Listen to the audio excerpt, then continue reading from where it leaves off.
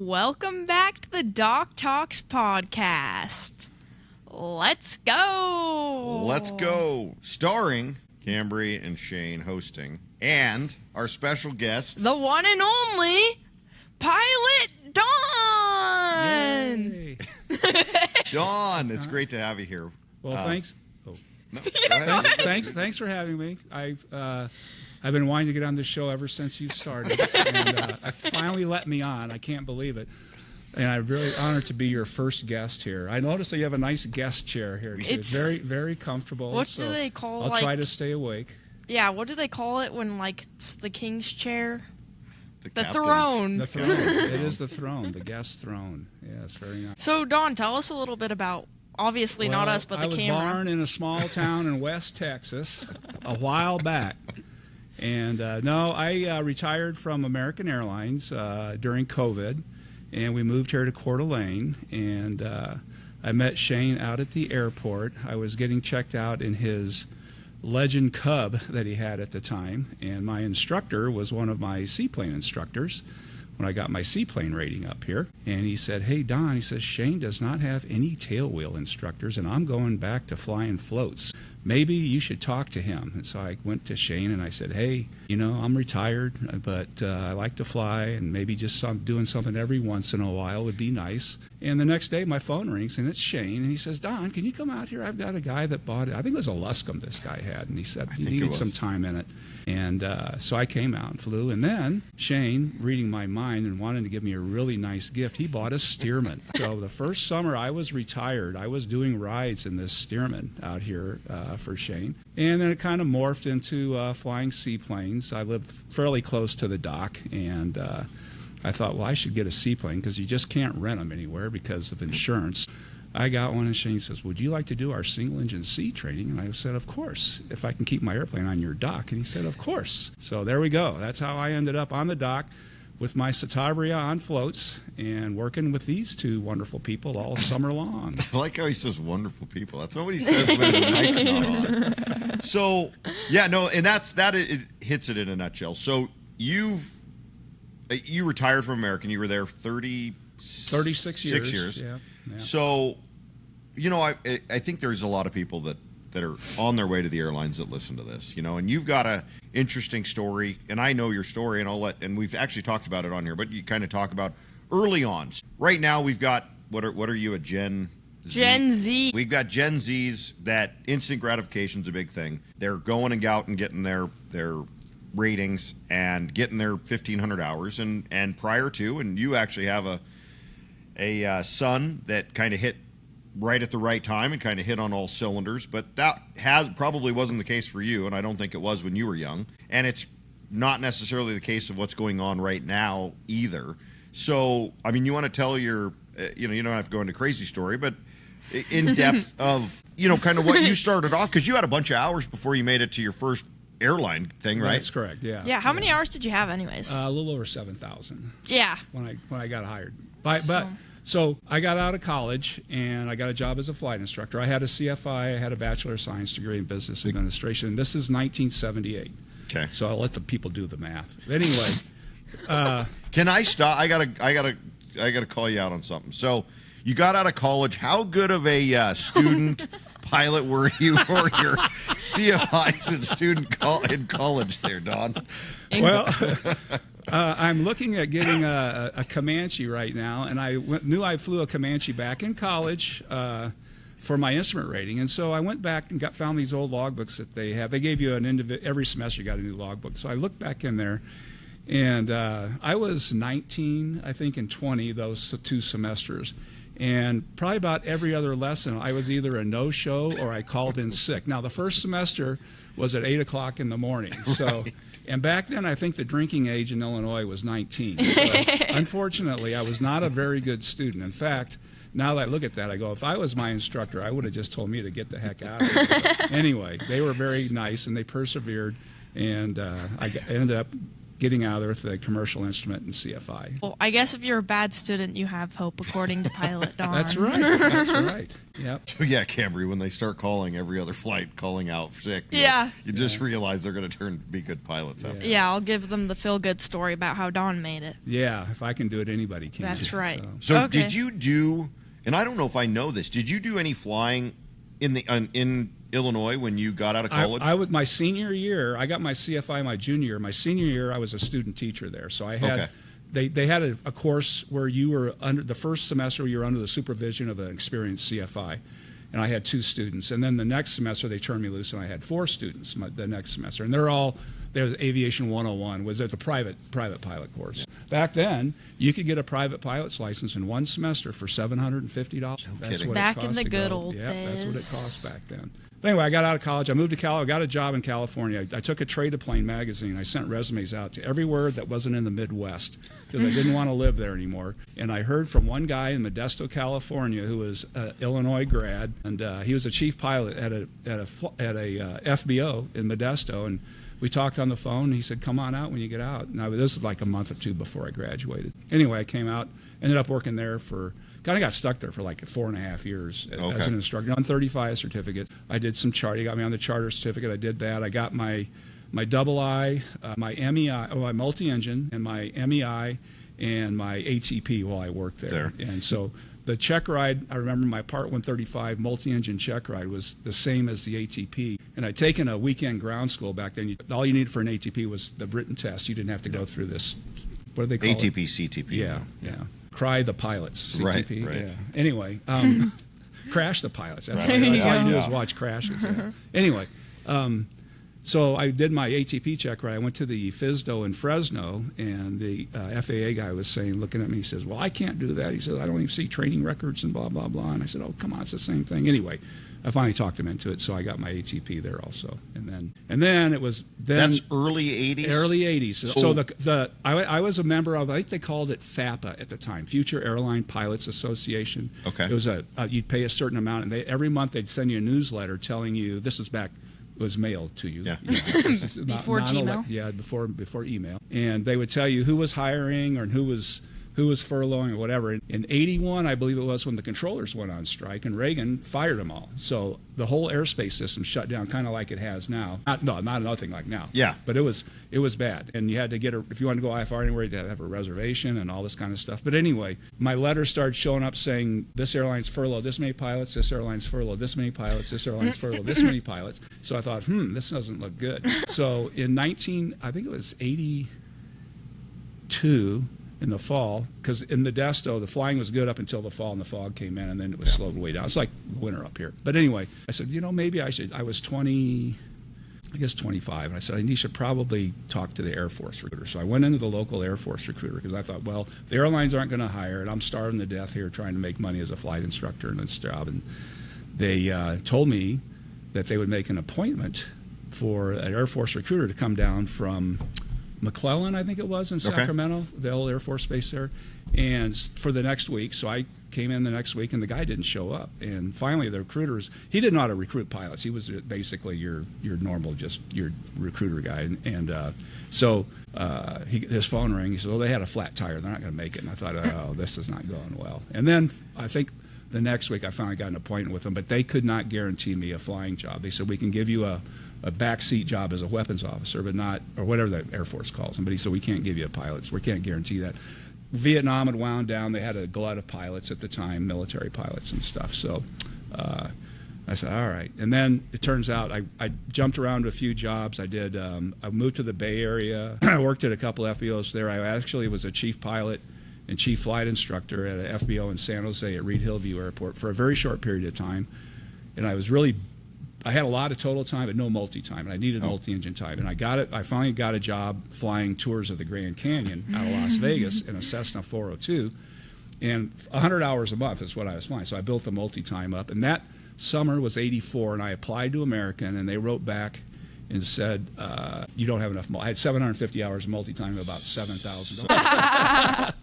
I'll be quiet. I told you. Yeah, no, it's just, I know it's boring. But anyway, so I applied, and they turned me down. I didn't have multi-time. I had about 7,000 hours and 750 hours of multi-time. Now, my son got hired with 25 hours of multi-time, right, and 1,000 hours total. Anyway, then I got a job at a commuter in Santa Barbara, and now I was getting some turbine time. They flew Hanley Page Jetstreams. It's an old Jetstream. They had turbo mecha Astazoo engines on them. Weird little setup. But anyway, I was getting turbine time there, and I was there for 14 months, and then American was hiring a lot of people out of that airline, and all the airlines were hiring. This is the mid-'80s. Okay. They're all hiring like crazy. 84, they all kind of started hiring. And American made a deal with the union saying that if you allow us to get this B scale, it was called the B scale, and it was about half pay for what they paid the normal pilots. They said they would hire, they had 450 pilots on furlough. They had 3,500 pilots total. 450 were on furlough. They said, we'll bring back all the furloughees if you sign this contract. And they said, okay. So they signed it. Well, they ended up hiring about 7,000 more pilots. So wow, on the B scale. On the B scale, because now they were cutting, the retirement wasn't the same, the pay wasn't the same. But by the time my 5th year or so, we were off of that because we had more of us than we call them the old guard. Oh, I'm on the old guard now, but they're the old guard. And so we were able to change that. Now, United in 85 went on strike over the B scale. They did not want to have a B scale. So those pilots walked off the job. They ended up with one anyway. And then I interviewed with United also when about 2 weeks before they were going to go on strike. And the lady asked me, I remember it was in Chicago, and she said, how would you feel, because they hired you as a flight engineer, basically. They said, how would you feel about being a flight engineer for 17 years? And I go, 17 years? I said, I don't think I'd like that. And she said, well, we have some people here that have been a flight engineer for 17 years. But it's just because it was such a stagnated market up to that point. And I said, oh, I don't think I would like that very much. I said, would I be a flight engineer for 17 years? Well, you could. And I said, well, I don't know. It went downhill from there. And I said, I don't think I'm going to be working for United. And sure enough, I didn't get called back. Anyway, so I got out of American in 1985. 85. So was that when all the what I don't even know what you call them, the legacy old airlines, were they starting to go under then? Or that late 80s? No, it was more late 80s. I remember because Eastern, Pan Am, Ozark, they were all hiring people from this commuter that I was at. And I would have gone to any one of them, but American came in first and offered me the job. And so I said, okay, I'll go there. But the people that went to those ended up somewhere else. Because they did go out of business. So that, there was a dozen airlines back then that were majors that you were sending resumes to. So that was 40 years ago when they did like the hiring boom? It was a big hiring boom, yeah. And it went up to probably 1990 or so. And then maybe your parents haven't even met yet. Yeah, I don't even think I was a thought or a twinkle in their eye. So theoretically, then a lot of those pilots are retiring now. They are. That's why there's such a big hiring. I mean, a couple of years ago, there was a big hiring thing going on. It's because my generation, we're all retiring. So they have that. So, Don. Yes, Cambrie. One thing you always say is paying your dues. Is that you that always says that, or is that Shane that always says that? I say it, but I mean, it's coming from what. Listening to Don's story right there is just that. I mean, he paid his dues, 7,000 hours worth, which he probably thought was overpaying his dues and paying for everybody else's dues. I knew what I had to do, yeah. My goal when I got out of school was to fly for an airline. Now, my dad, who was my big emphasis, my mentor for flying, he was a pilot in World War II, flew P-47s and stuff, and he got into aircraft sales after the war, and it was kind of boom or bust. I remember as a kid when he sold an airplane, we had like another car now or a pool table or something like that. And then when it wasn't, when things were slow, it wasn't like that. But he told me, he said, he said, in aviation, nothing is guaranteed. He said, no job is guaranteed. He said, it doesn't exist. But the best guarantees that you can have in aviation for a job are the airlines. Because he had his cohorts that were World War II pilots that went into the airlines in the 50s. They were doing really well in the 60s and 70s. They were cleaning up. So, he told me, he kind of guided me towards the airlines, I guess. So, do you have any advice for students, I should say, not students or pilots, I guess, that have to pay their dues again because it's not the same as when your son got hired? It'll come back. It's cyclical. It'll come back. Yeah. The best thing to do is just keep your resume's up to date with the airlines that you're interested in. If they offer a cadet program, I definitely would do that. That was not around for me at all, and the cadet programs I think are a good step in the door. It gives the airlines a chance to kind of see what kind of a pilot you are. Don't call in sick all the time when you're on the if you're a commuter. No, but basically I think now the military and the commuters supply probably 90% of the pilots that are out there now. And I went basically commuter route is the way I ended up going with that commuter airline in Santa Barbara, and then to America. But yeah, just keep flying as much as you can. That's basically yeah. You got to build the hours. Get the hours. Yeah. And then, Cambrie's heard me say this, Logan's heard me say this, and probably you, but it appears to me, let me put it this way, that there's two different pilots at the airlines. There are the guys that are just there for the money, that don't care so much about the flying aspect of it. And then there's people like you, I would say, that are very passionate about aviation. I mean, you've flown all kinds of different airplanes. I mean, it seems like every week you're coming out with a new airplane that you've flown over the years or did something with or upside down or did that. So, that experience, I think, is, especially now, if they're out there just building hours and CFIing, getting in different types of airplanes just gives you a better feel for that, I think. And you've got you can just about get thrown the keys to just about anything and fly it, after reading through the manuals and doing all the stuff there and doing that. And you're kind of the exception. It's neat to see somebody like that because there's a lot of guys in the airlines that just haven't flown GA in forever. And I think you probably hadn't flown until your son got back in it. Right. Yeah, I was out of it for about 20 years. Yeah. And then I actually let my CFI expire probably in the mid-90s. Oh, that's never good. I know. And then my son starts showing interest. And about 2015. Yeah, it was about 95 to 2015. And I went back and I joined a flying club that had a 172. And I went back and took went with a DP and got all my CFI things back. And then now, of course, it used to be you had to keep your CFI up to date. You had to go to either a weekend ground, usually a 3-day ground school. You had to have 16 hours of instruction. There wasn't this online stuff back then. So it was kind of a pain. You had to dedicate some time to it. And if you're not using it, like your weekends, you're like, I don't know if I really want to do that this weekend. And you're not doing anything with it. So yeah. That was once a year you had to do that? No, same thing every 2 years. Every 2 years, yeah, same thing. But yeah, it was not an online deal that you could do on your own time and stuff. So it's a lot easier now. Yeah. And you still enjoy flying. I mean, I see you flying. Yeah. You're back on wheels now. The Stauber's off the water, back on wheels, and I see you flying almost every day. I think out there, or just about. If I can. The weather's good, and I enjoy it. So, and the seaplane thing just kind of came to me later. I mean, I was about ready to retire, and I just started flying seaplanes. Yeah. For me, you're starting out nice and early too, so that's really nice. But yeah, that's probably the most fun you can have flying. I think that's what I'm saying. It really is. It really is a lot of fun. I was up here when we were building our house. I'd come out. We were living in Virginia, and I'd come out here to check on the house. One day I was just sitting there with nothing to do, and I thought, I wonder if I can get a seaplane lesson just to fly one, just for the heck of it. And I got a hold of Kevin, actually Bob. Okay.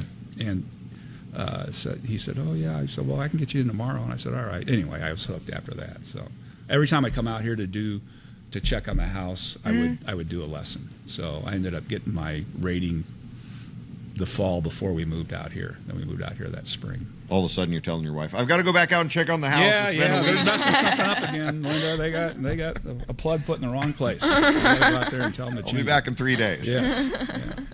But you moved here. You were still employed. I was for a short period of time because you kind of hit COVID. I was right during COVID. I was on the 777 flying international out of JFK.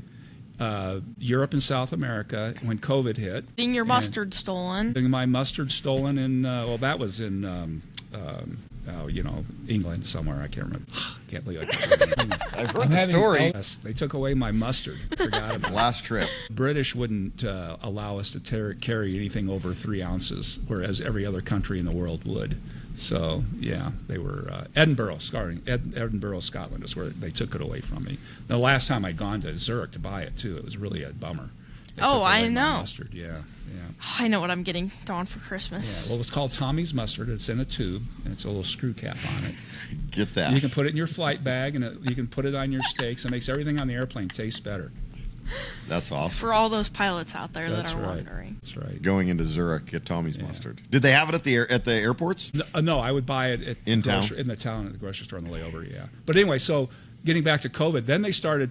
When the passengers were gone, we were sitting at home. I don't know how long. I was probably about 4 or 5, maybe 6 months. I just sat at home and. Did you really? That I've never. They heard. they were still paying us because they wanted us to not. They didn't want the training to go down. They wanted us to be able to come right back. But we started flying cargo. Let me tell you, flying cargo is really. I think if I were to do it over again, because we used to sit there and say, "Oh, I don't want to fly cargo because you're up all night." Well, we'd be sitting there in the 777 getting ready to go to Europe, and the FedEx and UPS to be taxiing out with us. So we're already. I go, boy, I'm glad I don't work for them. I'd have to stay up all night. And here we are. We got a 10-hour flight for going down to South America in front of us. But cargo was fun. It was different, but it was nice because you could get up and go to the bathroom whenever you wanted to. You didn't have to open the door, have a flight attendant come in the cockpit. You had no flight attendants. You had no passengers. So therefore, you had no drama. Yeah. It was very nice. I've never asked you this. Did you have any stories of like drama on your airplane with passengers? Yes. Really? Oh, yeah. Well, I was there for 36 years. I had a lot of. What was your craziest drama? There was a. This is kind of an entertaining. You want me to go into this? Yeah, of course. All right. So I'm a captain on a Super 80, a DC-9-80. We're flying from Dallas to, I believe we're going to Oakland, going into Oakland. And about an hour out, the flight attendant, this is before 9/11. I have another story about this. This is prior to 9/11. Flight attendant comes into the cockpit. And he says, Don, we have an old lady back here who won't sit down. I think she's got Alzheimer's or Parkinson's, and she's not on her medication, and she won't sit down. She's yelling at people and stuff. And I said, well, just try to get her to sit down. I go, how old is she? She goes, she's like 80 or 85. I go, just try to get her to sit down. And they would give us flex cuffs. They gave the captain flex cuffs. So if you had to subdue a passenger, you had these flex cuffs. And I jokingly said, if I need you, I'll come back there and I'll flex cuff her. Just joking. Guy disappears about 10 minutes later, comes back and says, you're going to have to come back and flex cuff her. I go, what? And he goes, yeah. I go, oh, no, really? He goes, yeah, she will not sit down. Now we're starting our descent to land. We got to get her in a seat and get her strapped in. And so I go, and I had a captain when I was a new hire. He says, never go back there. He says, if you go back there, this is before 9/11. He said, if you go back there, it's not going to do any good. He said, if there's somebody's that bad off, they're not going to listen to you. Well, anyway, he told me his story too, which is pretty funny. So I go back, and this lady's standing there. She has her cane up like a baseball, and she's sitting there holding this cane, and she's going to whack anybody that wants to come at her. And her medication is in the overhead bin, we find out, but she's not letting anybody get close to that overhead bin. And we have I don't know if she's a family therapist or a psychologist, pays for help. Yeah. This lady was trying to talk her down, wasn't doing any good. Well, a lot of pilots, I did too. I wore a clip-on tie because once you get in the cockpit, your tie comes off. Yeah. So I had a clip. I put my clip-on, and I go up there and I said, "Ma'am, you're going to have to sit down." And she goes like that, and the flight attendant says, "You better listen to him. He's the captain." She goes, "You're the captain?" And I go, "Yeah." She goes, "Well, you're the worst friggin' captain I've ever flown with." And I go, "Oh my gosh," And I said, "Well, I better." So I grabbed her, and a couple other guys passing her grabbed her. And she starts screaming. She's going, "No, no!" The whole airplane's looking now, of course. So I get her in her seat, and I flex cuffed her with her hands in front of her, which that's not the good place to do it. And I look down, and she's going like this with that thing on her, just rubbing her skin. I'm going, oh, God, the poor thing. Then she reaches up, and she grabs my tie, and she goes, doink, and jerks my tie off. Everybody's staring, and there I am standing there with my clip-on tie in her hand, and I grab it back, and I run back in the cockpit. Anyway, from then on, the guy, usually a lot of times you would fly with the same crew, not the flight attendants, but the same crew. Well, that first officer called me Captain Cuff from now on. And he'd tell everybody, he says, do not give him a problem. He ties up 80-year-old women in the back there. Did she stay in her seat the rest of the flight? She had to. We had her tied in and strapped in. Yeah. But we had the paramedics make their airplane, and they brought her off first. Yeah. And her daughter was there to meet her, and she was crying. And she can't travel by herself anymore. That was just the deal. That was one instance. That was only one. Did you ever have to handcuff anybody else, or was that a one and done? That was the one and done on that one. Yeah. Never thought I'd have to use them, but that was it. There's a first time for everything. But we always practice. Every year we'd have to go to recurrent training and practice. We'd handcuff each other. That's kind of fun. Yeah. Did you have to resist arrest and stuff? No. You wouldn't fight back. You just let them do it. Yeah, it was not realistic because I was going to say we sit there and hold our hands behind our back. Oh, that's funny. Now they just have the zip ties. Yeah. I think. I have one more story about the same kind of situation, but it was after 9/11. That'd have been interesting. This was one. I probably don't know if I should say this or not. Well, I guess it's so long ago. When's the statute of limitations Yeah, run? I think for 5 years. Well, this is probably 25 years. But This is a Hypothetical. hypothetical. Could have happened. not Something that might have confirmation happened. of allegations. So after 9/11, I'm still on the Super 80. We're flying into the Bay Area. We're coming in over the Sierras. It's at night. There's a full moon out. The mountains have snow on them. It's just beautiful. And the flight attendant, I'd met 3 of them, but the one in the back I hadn't seen. She had blonde hair. I remember that. But I hadn't met her.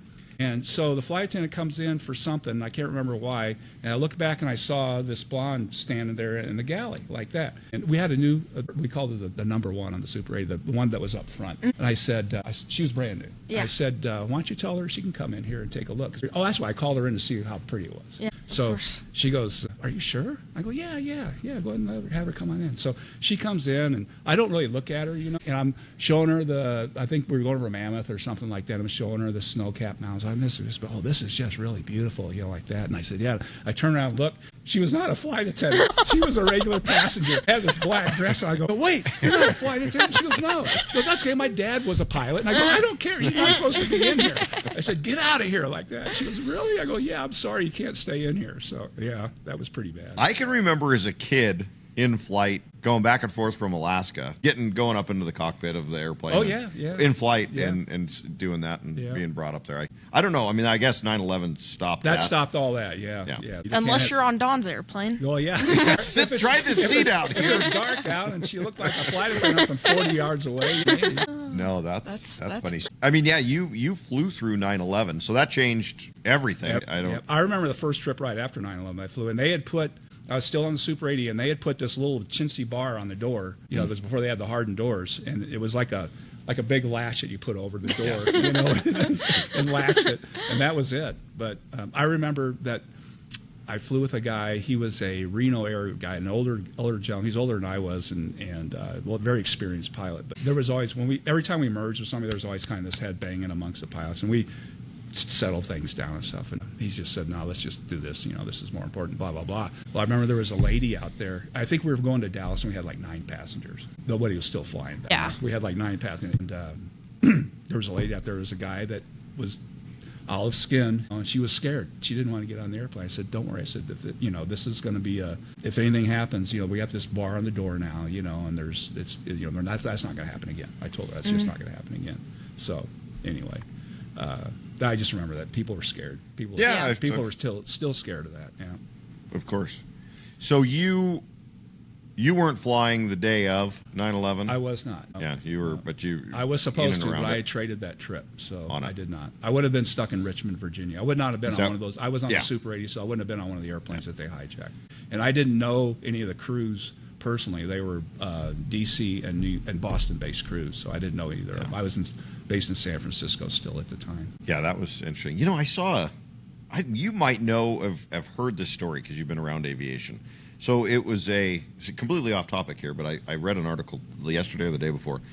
So there was an old American Airlines jet that was down, I think it was South America or somewhere, third world country, that was getting gutted for cargo.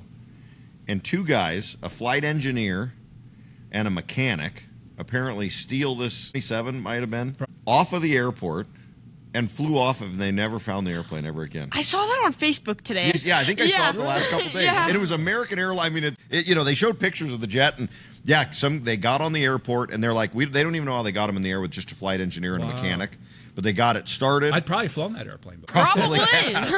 But they got it started off of the airport, undetected, and vanished without a trace. Never any wreckage. They thought, there's all kinds of rumors. Reading the article, it was a neat article just because it was so far-fetched and you'd never Where heard in about South it. America was it? I don't read. Do you remember where it was at? No, I just remember seeing it and like, damn, that's Because crazy. their I radar need to talk to coverage them on their about that. spotty. I mean, they could have gotten down low enough. They could have gone anywhere with it, which they probably did. It was in the 80s? Yeah, it was I think it was in the 80s. I really it was wondered. in the 80s. It was, it wasn't oh. anything time. I mean, maybe night. I don't know. It was okay. a long time ago. Oh, Like it was, all right. But That it was was one of recent, those yeah. stories that just kind of, I had never heard of, and you think, Yeah. it's not very often that an airliner goes missing or a No, jet that that's big. a and lot this of metal to lose. Yeah. Yeah, and they never found any wreckage or anything on it. But yeah, it was kind of interesting reading that. But yeah, I don't know if you saw that though. The same thing. Yeah, on Facebook. Yeah. Literally today, I saw it. I was like, oh, I need to talk to them about that.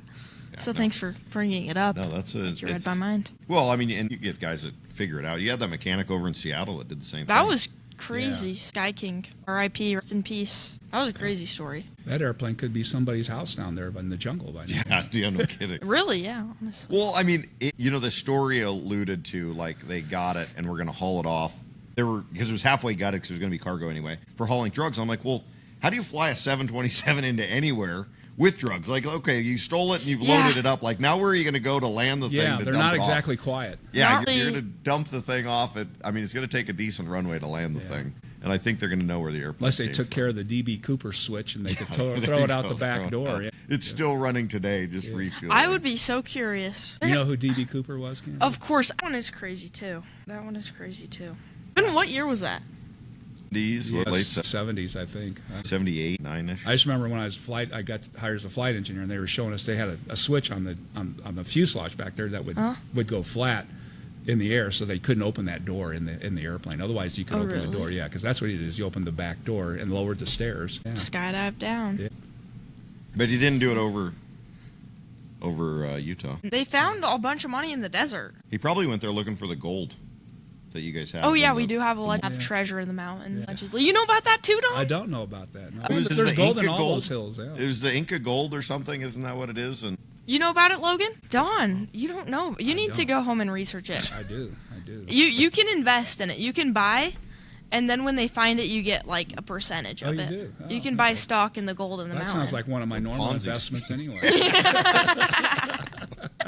Do you know what you need to do as an airline pilot to upgrade to captain? What? You got to have a furlough, a divorce, Okay. and a bad investment. There you go. Yeah. If Hey, you have all three of those, then you're captain qualified. so I need to invest in the gold in the mountain probably then. Yeah. I don't know. That seems like a good investment. I don't know if that would qualify for a bad investment. Oh yeah, it would.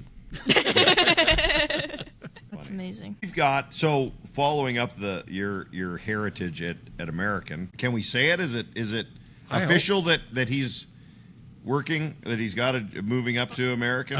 His class date is December 2nd. Awesome. So we can give a shout out to Don's son Max. Go Max. Just he was he went straight to Piedmont. Did he do anything prior to Piedmont? Oh yeah, he was a flight instructor for a short period of time. But that was his first top job outside of flight instruction. yes. So Yeah. went to Piedmont. Piedmont's a great pathway, as we could tell, and then Piedmont's a wholly owned of American. They own Piedmont, PSA, and Envoy, those three. And once you're in one of those, when your seniority comes up, you can flow through to American, to the mainline Americans. That's what he did. He's been there like 5 years, I think. so 5 years. How many do you know his flight hours roughly? I think he's got about 3,500 now. Okay, and he probably went there with 1,500. No, he had 1,000. 1,000 hours. Exactly 1,000. They gave him he had like 980 or 90. I can't remember now. I think he had 1,003, he said, or 1,001 when he got hired. When he got hired. Yeah. Back when you could do that a few years ago. Well, he got the restricted ATP, so he had to fly 2 years Yeah. in the right seat. Well, he was out for COVID for a while, too. So. Were Yeah, you 'cause- flying when he got hired? Yes. I have a picture of us in our uniforms together. I would have liked to have fly with him, Or Yeah, that would have been if I would have cool. known I was going to retire when I did, he could have jump seated on one of my flights or something. Did you retire early? I did, yeah.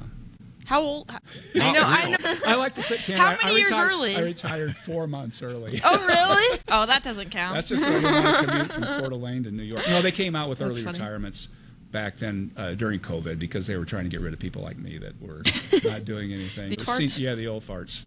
I commuted to JFK twice out of Coeur d'Alene. I had a Milan trip. I had 5 Milan trips my last month. I went ahead and took the early retirement when they offered it, the second one. Mm-hmm. Both of my commutes back there, and this is like in April, and my birthday's in September, and I thought, I was gonna be 65 that September. And I said, oh my gosh, I said I can't do this all summer long. It was like I'd go in the day before, and then when I got back, it was another 14-hour ordeal just to get back out here. I'd go to Seattle and then back here. But anyway, my second trip, I was supposed to do 5 of those. My second trip, chief pilot calls me up from New York. I was sitting at home, and he says, how you feeling? And I said, good. He says, well, one of your flight attendants had COVID.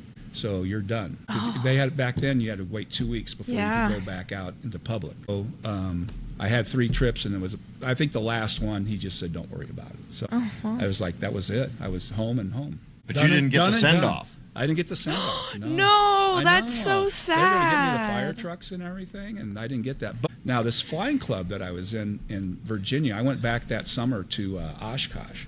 And the owner of the 172 and I were going to fly that airplane to Oshkosh. But before we left, the guys got out, and I taxied down the taxiway, and they got squirt guns, and they squirted water over the 172 as I taxied by. It's my sense. I love it. When you retire from the dock, can we do something like that? Yeah, throw me in. Or We can get the firefighter boat to come out. squirt down the Cambrie. Yeah, exactly. It's been a Wouldn't be long- much of probably Cambrie sink it. left. Yeah, so that's good. I mean, we've got a lot of people right now that are chomping at the bit to go to the airline. They'll make it. It's a great career. It really is. It's a great job. Yeah. They will make it. But like you say, I mean, I think you hit on some things that we talk about. It's neat having you here to be able to talk about it because of your experience, and you haven't been out of it that long. I mean, it's still there, and you still have your son's in the mix of it right now. But the pathway programs, if you can get in, are phenomenal and really good assets. I am Logan. in. I'm in. I'm But, locked in. So I mean, those types of things, and yeah, just paying your dues and spending the time and just keep building hours. Eventually, you're going to get there. I mean, you never know when you're going to get that call. I mean, just like you're going to take the first one you got. Yeah. Apply everywhere. Yeah. You got your preferred, and I guess it gets more now where you want to live. Well, I always wanted to live where I was based, where I could drive. Having to depend on getting on an airplane, commuting, basically, it adds a lot of stress because you never know the weather, stuff like that can happen. So, you do get used to it after a while. I never wanted to commute. I never did. When we moved to Virginia, I went to fly the 757 International. They were flying out of Washington Dulles to the Caribbean. We would go down to San Juan and then bop around all the islands from there. And we bought a house we were living in the Sierra foothills in California, and I had a 2.5 hour drive to get to the airports there in the Bay Area where I was flying out of.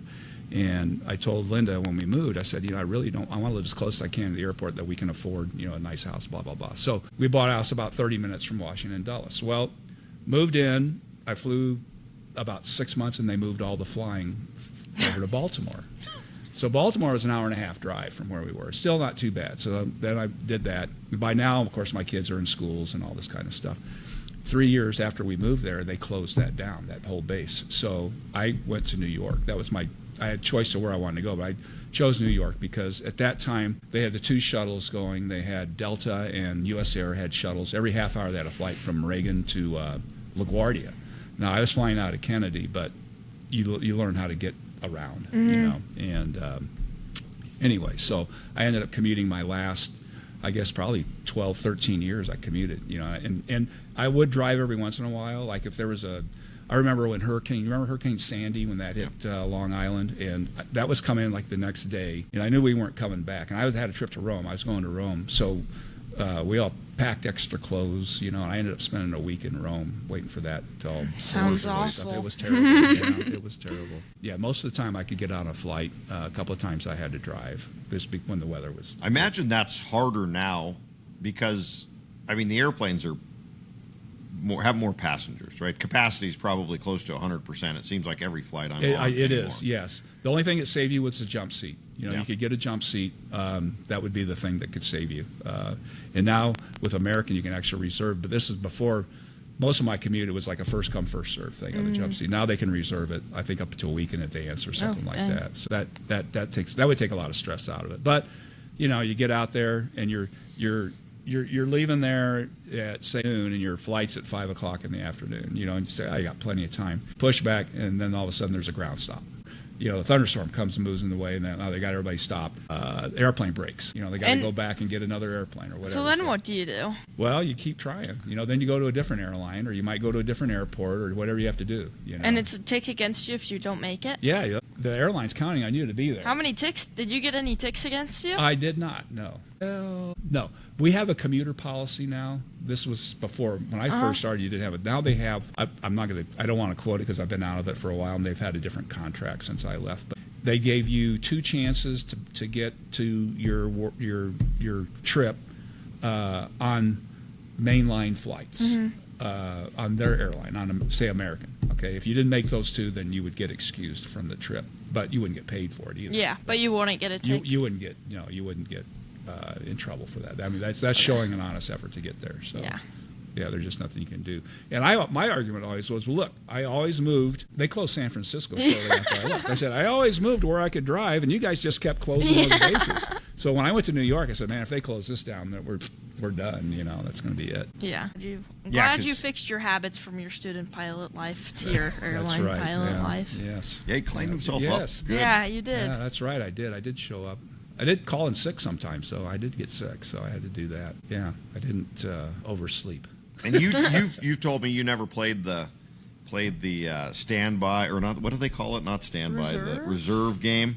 You weren't a reserve pilot. You always liked to bid I did. trips. Sometimes I had to be on reserve. Being on reserve back when I was there, you had to be. They didn't have a long call reserve. They do now, and I think we got one like our second to last contract. But it had to be reasonable surface transportation to the airport. So if reasonable, there was a 2-hour thing, but that you could argue that if you had to, but you had to be within reasonable surface transportation to the airport. So if you didn't live there, it was tough being on. If you live there and you're on reserve, it can be a good thing because then you can play the reserve game and pass around or whatever you have to do. But if I got called, I had to be there. So yeah, on that. No, that would be. I know a couple pilots that do that at other airlines, not necessarily American, but they can capitalize on their finances if they play that. Yeah, game no, there's ways. well. There's ways to manipulate the contracts where you can get a lot more flying, and I was never smart enough to do that, or I always needed the time off that I had off. Yeah. Or I liked what I was doing. I didn't want to give it up. This is something I don't think I've ever asked you either, but when you get guys that are lifetime military. There's a decompression phase as they get back into real life, civilian life. I would imagine, because you were flying 14, 16 days a month overseas. When you retired, that's a change for your household. Not only for you, but for your wife. You're bugging her probably more. My kids were gone, and during COVID, it was good training for my wife because I was home. You know? So I said, "This is your training for my retirement, which is coming up pretty soon." She's like, "Oh my God." That had to be. Yeah, I never thought about that. I guess COVID. I didn't realize that. Yeah, anybody sat that long for during the COVID. Yeah, it was quite a while. Yeah, I can't remember exactly how long it was, but. I was still in that I think I was doing more of the flying club stuff back then. I didn't have a gap in my actual flying, but with the airline I did. Yeah. Yeah. So that would be, but that has to be. After 36 years of being gone, right? Half the month. Well, my wife said all she says she felt like a single mom. That's one thing. Airline careers, you have to have a good spouse that can put up with you being gone half the time. Okay. Yep. So she said, I was like a single mom, and. A lot of times, and I miss birthdays and holidays and things like that, but that's part of the job. So you do have to have someone that understands that. And so I think you find a lot of, Linda's not a flight attendant, but you find a lot of flight attendants and pilots that get married because they understand the job, and they know, okay, this is what this has to do. And this is, say I got called in for this trip or whatever, and they'll understand, so. Well, I don't remember who you were talking to one time. I think we were sitting around the table at No Limits, but you had said, he must have been talking to one of the CFIs, but you said you won't be there for most holidays, but you're going to have the holiday. It's just the holiday is going to be on the 22nd or the 23rd or the 27th or 28th, and it's going to be a good holiday because the money you're making. Christmas isn't necessarily going to be on the 25th. That's right. That happened a lot. That stuck with me. I remember when you said, I'm positive it was you saying that, but I don't. I just was like that.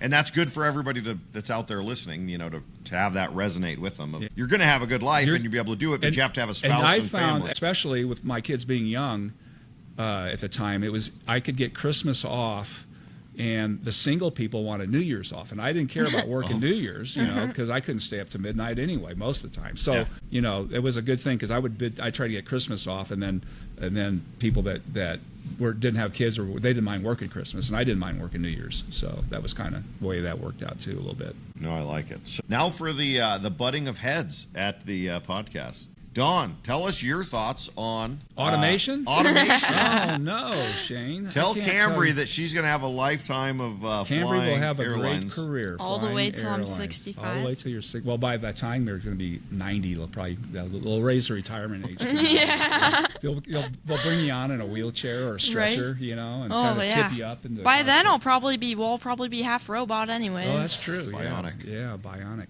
So, yeah, I mean, we talk all the time at the dock and stuff over here, and me and Cambrie disagrees with me on some stuff, and you've got a different input. But I'd love to hear with the experience you have and the airlines and knowing the industry, you know, what are your kind of thoughts for anybody that's listening, for our 9 listeners out there that are thinking about it? What do you think think's going to happen here 10, 20, 30, 40, 50 years down the road from Well, here? if I knew that answer to that, I would start investing my money.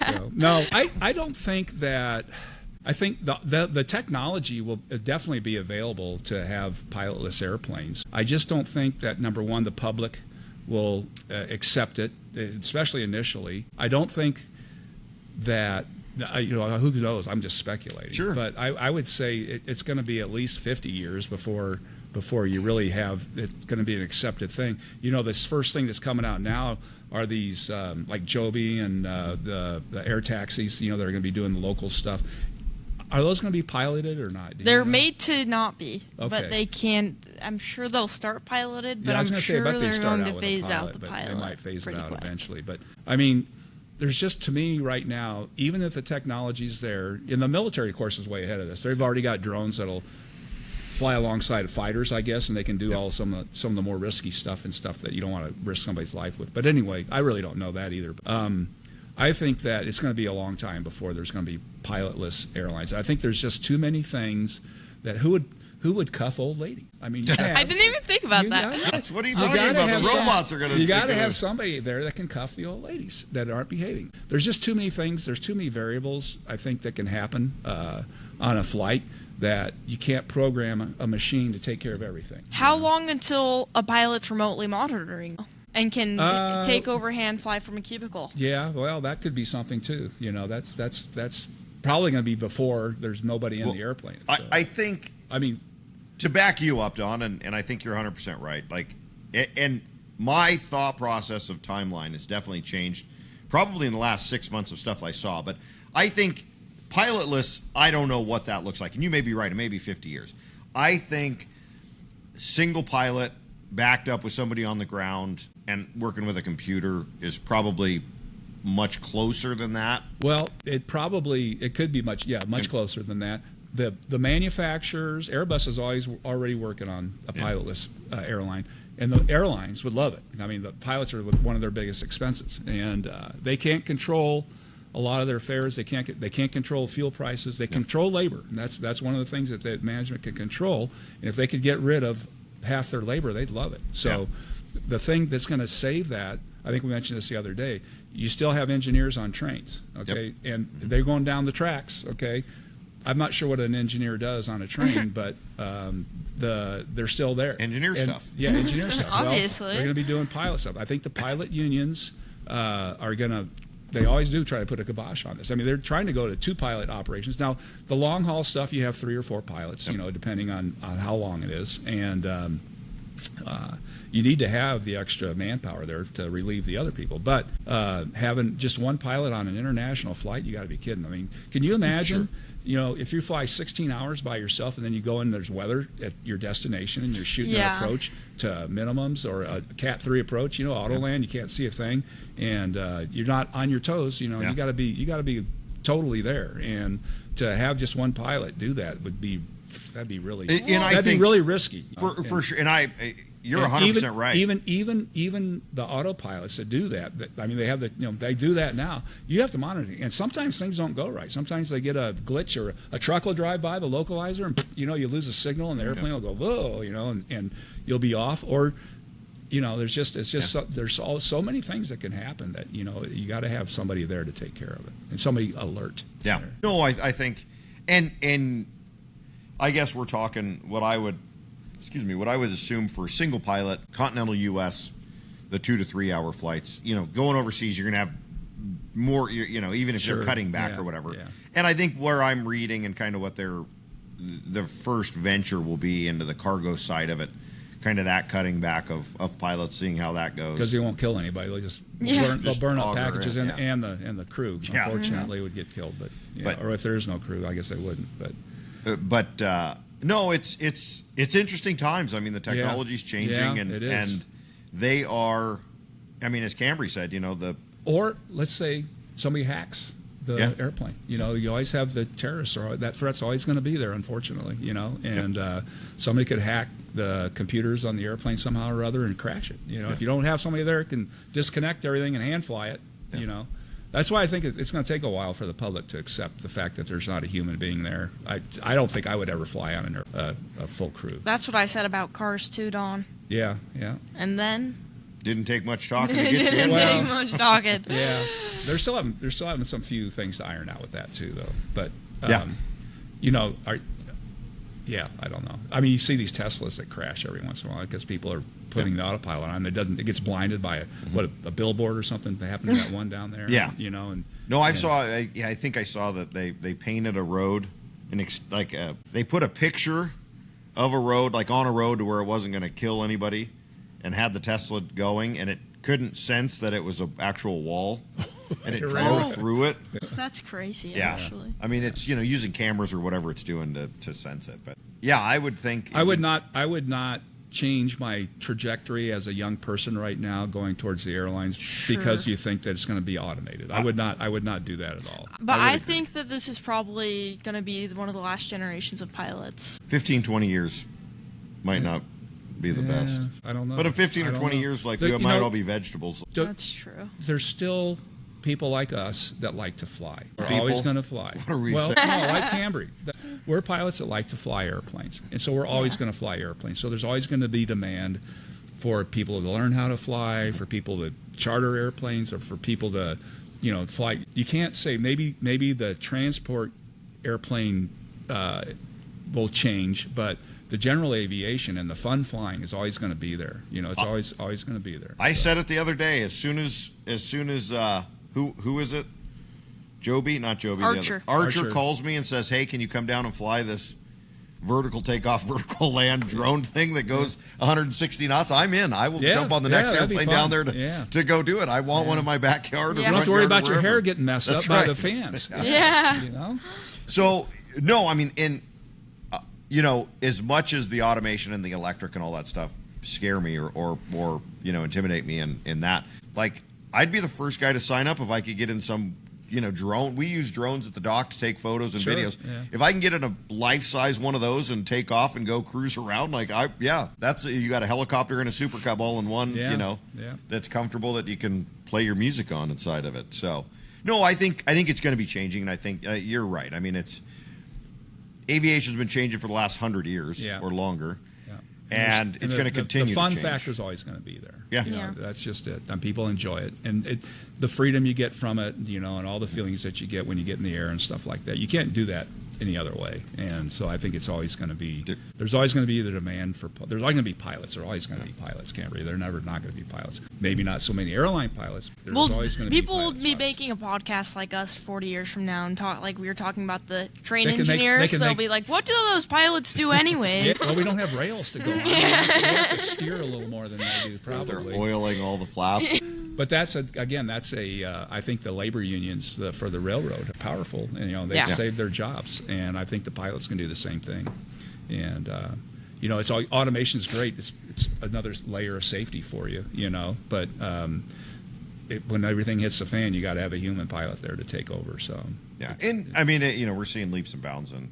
Is it AI, IA, whatever? it is? AI, artificial intelligence. I mean, it's going to take over a lot of different, not just aviation. I mean, it's probably going to affect all kinds of different jobs in the future, and who knows?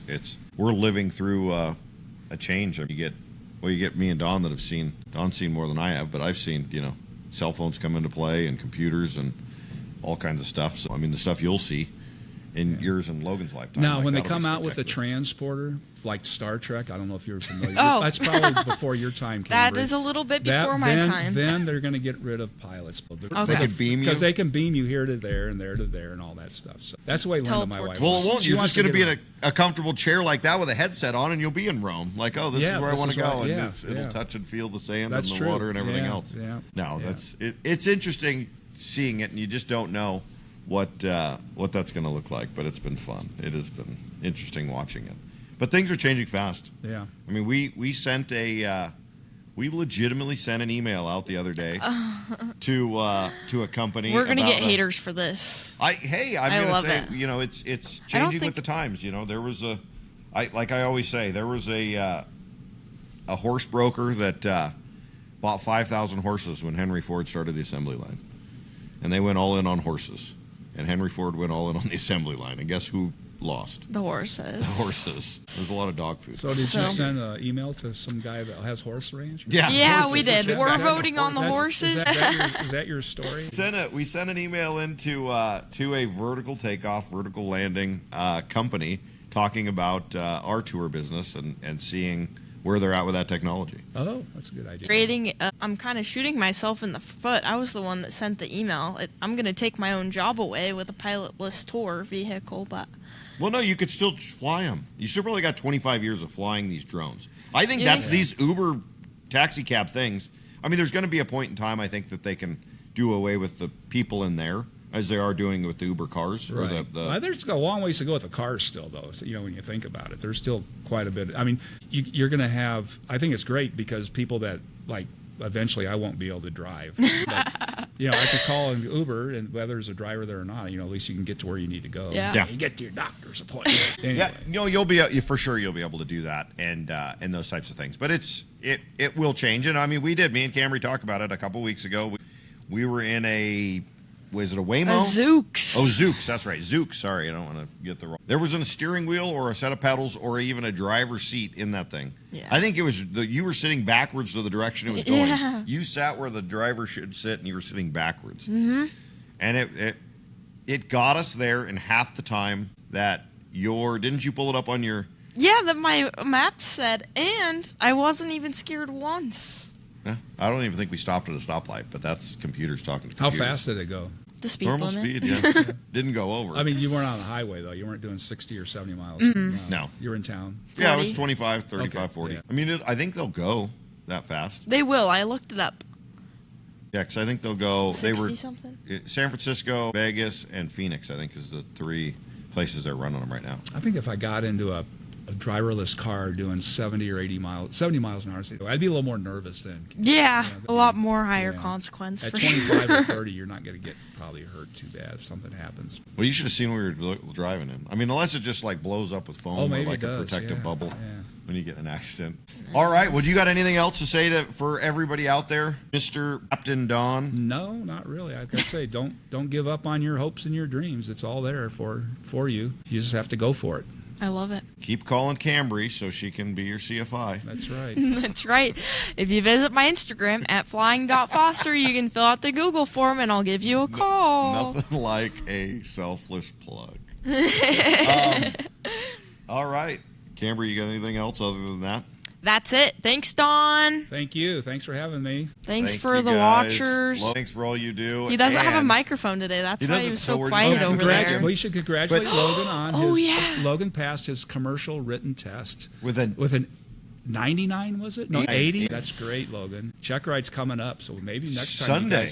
you guys might be able to have news for him. That's right. And we want to say thank you to all of the new young men Instagram followers that Logan has. He would really be interested in having young women also follow him and send him messages. So he appreciates both. But that's the Rogers Boy BOI. at Instagram.com. So we want to thank him for that. And of course, just because we want to thank our corporate sponsor, Jim Gunsmithing. Gunsmithing. Gunsmithing, yes. If You guys need any gunsmithing Don, done or restorations? Do you use Jim's gunsmithing? I haven't yet. I know. Fake fan. I want to go shoot at his range is what I want to do. That's right. So, all right, guys. Well, thanks for tuning in. Thanks for listening. Again, if you appreciate what we do, like and subscribe and share. We will be here, and we will see you next Friday. Bye.